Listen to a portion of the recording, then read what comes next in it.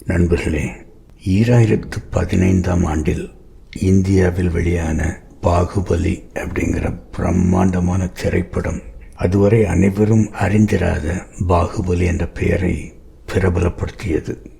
ஆனால் உண்மையான பாகுபலி பைபிளில் வரும் நோவாவின் மகனான காம் தான் என்பது இன்னைக்கும் யாருக்கும் தெரியாது. இந்து மதத்தில் காம் காமதேவன் என்று அழைக்கப்படுகிறார். பாகுபலி என்பது அவருடைய பட்ட பெயர். அதன் பொருள் வலுவான கரங்களை கொண்டவன் என்பதாகும். இப்போ சமண மதத்தில் ரிஷபதேவன் என்று ஒரு கதாபாத்திரம் உள்ளது. அவர் காலத்தின் தொடக்கத்தில் வாழ்ந்ததாக கூறப்படுகிறது.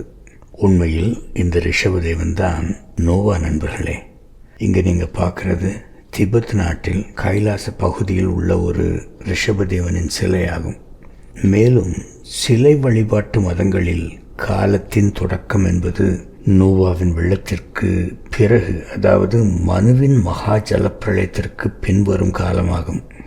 இது இந்து கடவுளான ராமரின் தந்தையான பைபிளின் கூஷ் ஆப்பிரிக்காவிலிருந்து இந்தியா வந்து இமயமலை அடிவாரத்தில் கோசல நகரத்தை நிறுவிய காலத்திற்கு முன்பு நிகழ்ந்தது. கூஷ் ஆப்பிரிக்கா முழுவதையும் ஆண்டதால் பண்டைய இந்தியர்கள் ஆப்பிரிக்காவை குஷத்வீபம் என்று அழைத்தனர்.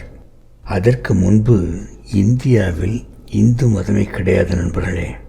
ஏனெனில் வேத காலத்து மதம் நோவா என்ற மனுவின் கடவுளான யெகோவாவை அடிப்படையாக கொண்டிருந்தது.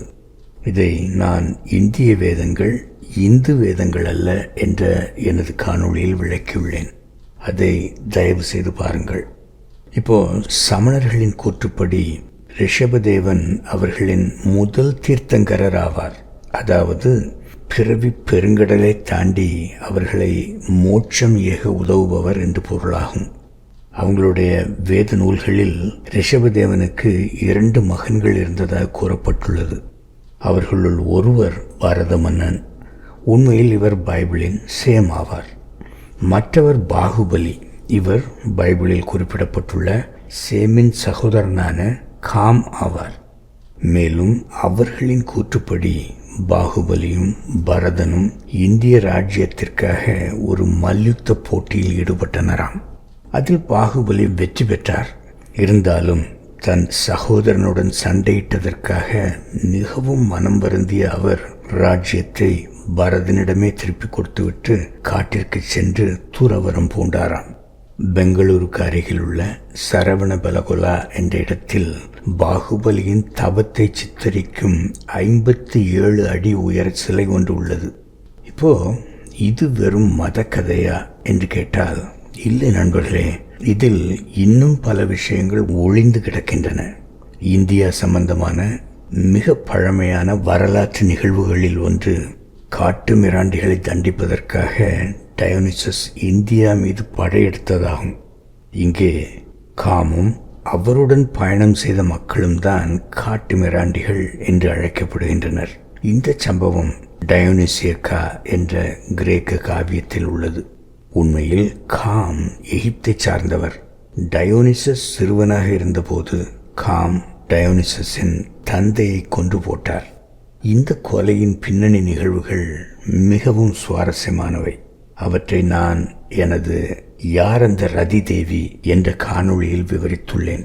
அதையும் பாருங்கள். இப்போ நாம் நமது கதைக்கு வருவோம்.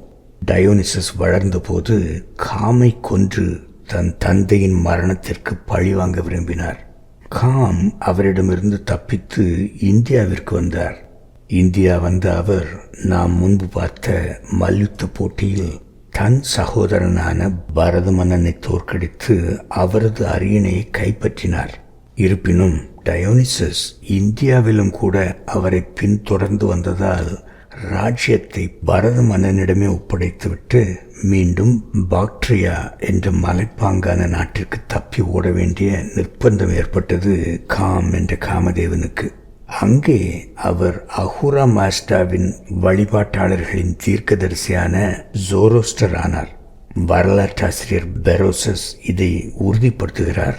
எனவே பாகுபலிதான் பைபிளில் காணப்படும் காம் என்ற காமதேவன். நண்பர்களே, மேலும் இந்த நிகழ்வுகள் அனைத்தும் கிமு சுமார் 3000 ஆண்டு வாக்கில் நிகழ்ந்தன.